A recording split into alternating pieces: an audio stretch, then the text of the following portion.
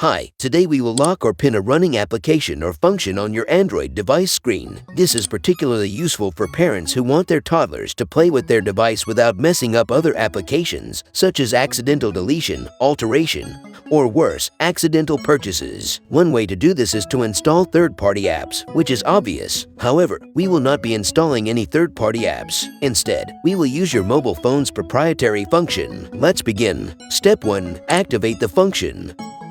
On your Android phone, open Settings. Tap the search icon, type Pin or Pin Windows. Tap the Pin Windows option that appears. Tap the option that appears at the bottom. Tap the switch to enable the function. Step 2. Pin the chosen app.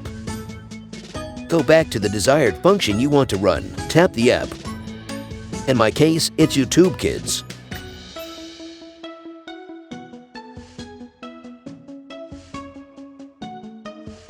Swipe up from the bottom of your screen to show the navigation bar.